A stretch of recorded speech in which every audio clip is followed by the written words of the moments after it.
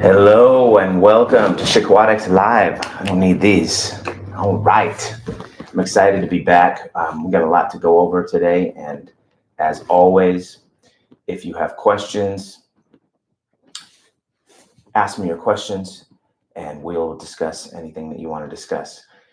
From the team aspect, the mental game, to specific individual skills that you want to talk about. All right.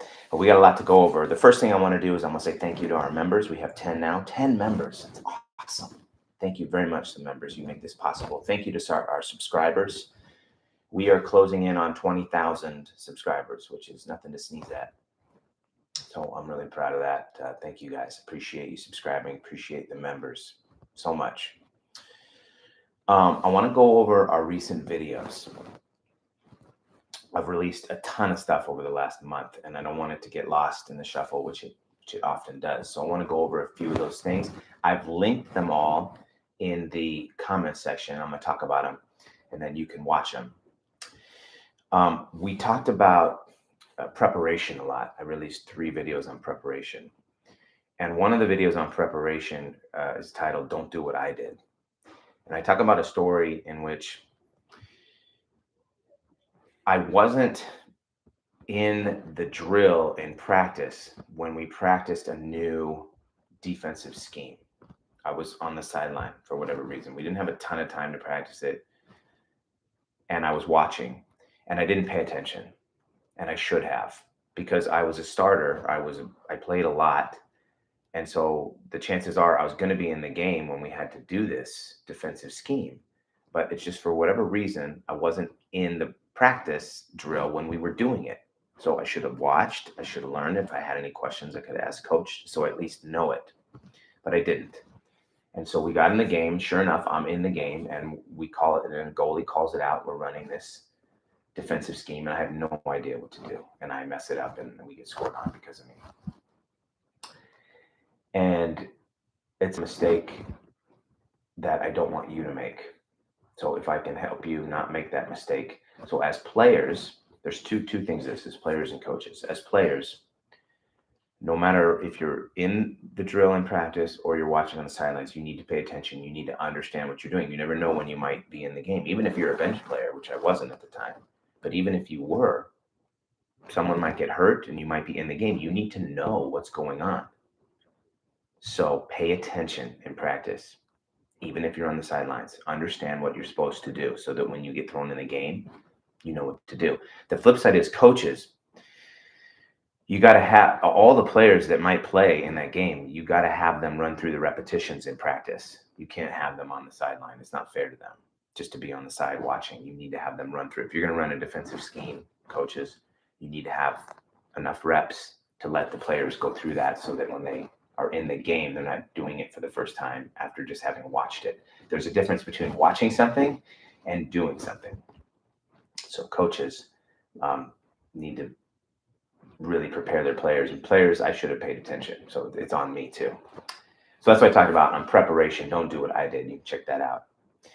I released a number of videos with U.S. Olympian goalie Adrian Weinberg. He's an unbelievable person and player. So if you haven't checked out those videos, I highly recommend it. We did a long interview with him that's like 45 minutes or something. So you can watch that long video. We have it up. But we also highlighted a few important clips that we wanted to bring to you. And so we have those as shorts, and I linked them here on the chat. You can see on one of them, Adrian talks about, one of the questions I asked him was, I never saw him get too high or too low. His mental toughness was incredible. And for goalies, I feel like mental toughness is even more important for goalies than it is for field players, because they're the last line of defense. When you're getting scored on, it's easy to get down. And once a goalie loses confidence or gets down, it's often all over for him or her. So mental toughness for goalies is extremely important, and Adrian Weinberg demonstrated it beautifully at the recent Paris Olympics. So I asked him, well, how did you do that? And he told me, he gave me 2 books that we should check out: The Mindful Athlete and Unlocked. What we talked about was focus. And he said, if I'm worrying about a goal that happened 20 seconds ago, it's wasted focus. Wasted. You only have so much focus.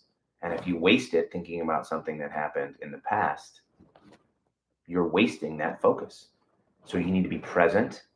Okay. He talks about the breath, helping you be present. He talks about this book, Unlocked, which talks about the eye of the hurricane. So as you know, in a hurricane, there's an eye that's calm. So the storm is going all around you. It's crazy. And then in the middle of that storm is a calm spot. And so he views himself as that calm amidst the storm of the game. That's a cool way of looking at it, to maintain your focus, to maintain your concentration, and compete at the highest level. So I highly recommend watching that when he talks about mental toughness. And again, I've linked it on here on this chat. He mentioned the two books, The Mindful Athlete and Unlocked. I did an around the back drill. Kind of surprised myself. I was still able to do it. And so that's just a fun drill to work on your egg beater, work on your ball handling. And that's just where you elevate up and put the ball around your back like a basketball player. And I give you permission to put your hand on top. So that's a big deal because I hardly ever give that permission. So that's the around the back drill. And then I talked about, in my preparation series, a pregame warm-up. In the pregame warm-up, and this is specifically geared towards anyone, but specifically the high school players a lot, because typically at the lower levels, the warm-up is more regimented, meaning you have to do certain things. As you get older, I think you're able to do the things that you need to do because you're more experienced, you know what you need to do. But in high school and at the lower levels, there's a team warm-up, and that's fine. It's great. I like team warm-ups. But what you need to do as a player, no matter what level you're in, is you need to find some time during the warm-up, before or after, to warm up the things that you need that maybe didn't get warmed up during the team warm-up. Right? Make sure you warm up your off arm. Make sure if you're a utility player that you warm up your off the water shot, so you have that for you, whether it's your tee shot, whether it's your screw shot, whether it's your pop shot, get that in your system. If you're a center, right, you better do some step outs. You better do some turn and seals, get that in your body. If you're, again, if you're a utility player on the field, warm up your crab and moving laterally, defensively. Okay, get that in your system. So you need to find those moments to warm up what you need to get ready for the game. That's what I talk about in the preparation. That's why I take a moment, because I'm really excited. We just released Can't Never Could. Now this is a proof copy. I don't have my copy yet because it just got released. But Can't Never Could. It's our child's guide to perseverance. I'm really excited about it. Brittany and I had the opportunity to be on KCBS, our local affiliate news station, and we did an interview, and I thought you guys might get a kick out of that, so I posted the interview for you guys to look at. So we got 3 books now. It's legit. The series is legit. We got Don't Make Noise, Lose with Poise, Delilah and the Missing Curtains, and Can't Never Could. And when you release a series and you start with the first book, you're like, yeah, it's just one book. When you have 3 books, it's legit. It's like when you're married. When you're married for 2 years, it's like, 2 years. Anybody can do 2 years. Even people that hate each other can do 2 years. A divorce takes like 1.5 years. But when you get to 10 years, 15, now that starts to get legit. So 3 books, we feel like it's legit. We're excited about that. So check those out on Amazon if you get a chance. And oh, by the way, we need reviews because we're doing it ourselves. So any reviews would be helpful. Just click on that 5-star. You don't even have to write anything. You just click on the 5-star thing. In fact, I can give you a link right to it. Oh, but you gotta get the book first. Okay, never mind. All right, everybody knows how to leave reviews. I'm not gonna go into that. So we did the pregame warm up. All right, then I told you I released a ton of stuff. And again, if you guys have any questions, just ask me a question, pipe in. But we talked about, or I did a video on dribbling horizontal into the base position where you would pass and shoot. So if we're dribbling with the water polo ball, we're swimming freestyle and we're in our horizontal swimming position, right? But if we're picking up the ball to pass or shoot, then we need to be in our base position. The base position is completely vertical, okay? So we have to go horizontal all the way vertical. Now, this, like I said in the video, this seems like it would be easier, you wouldn't make any mistakes, but you'd be surprised how many times kids get tripped up on this. I'll see a kid, for example, on a counterattack, they'll be dribbling, okay, and they get to the goal about 4 meters out where they want to pick it up and shoot it, or they want to pass it, and they drop their hips, they rush themselves, and they drop their hips like just a little bit, so they get diagonal. And then they try to make a play, but they're off balance. They can't make the play. They don't have power to shoot, or they don't have the accuracy to pass, right? So you got to just take that moment. It's just a moment. You don't have to go slow, but you don't have to rush yourself. Drop it all the way into your base position to shoot or pass. Now, if you don't have the time, then you got to do a little off the water pass. Do your little tee shot pass or do a little screw shot pass if you don't have time to drop your hips. If you have time to drop your hips, then you got to go all the way to vertical. And that's what the dribbling into the base position is all about. So check that video out too. And then lastly, I told you at least a ton. Lastly, I did beat your man off the drive. This is one that one of our subscribers asked me for. And I'm going to do more because there's a lot here. There's a lot of ways to beat your man off the drive. And I've had a lot of subscribers ask me for one-on-one stuff they can do, which I totally understand, because with team stuff, you rely on other people. One-on-one stuff, you can do all on your own. So that's great. So you can do that. And so this is something you can do all on your own. It doesn't need a teammate at all. Beat your man off the drive.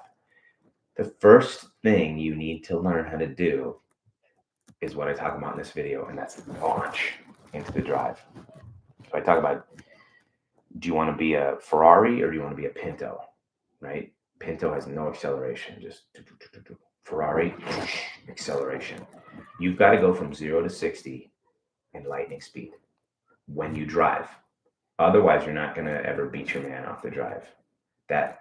It's just like in basketball, where you drive, that first step is key. Well, that first stroke is key in water polo to beat your man off the drive. So you really got to pop it into that drive. So in launch into the drive, I talk about a couple different specific ways that you can work on popping into that drive. So take a look at launch into the drive. Let me know if you have any questions. Well, that's a lot. Check out our books on Amazon. And if you could leave us a review, I would really appreciate it. That would help us out a lot. I've released a ton of stuff, so if you have questions, ask me questions on the video itself, and I'll try to get back to you. We have memberships. It gives you a little more direct access to me, so check out our memberships, and I really appreciate our members. Helps us do what we do. Thank you to our subscribers. Just really excited about this upcoming year. I'm really excited about hitting 20,000 subscribers. That's kind of a big milestone. And I couldn't do it without you guys. I want to mention I am in the middle of writing my water polo book. I know some of you guys are ready to get it, and I know I need to get it out. But I had to finish Can'ts Never Could first. So now that's finished, I need to put a little time into marketing that, and then I'm going to get right back in. The water polo book is almost finished. I just need to polish it, edit it, and really dial it in so it's good.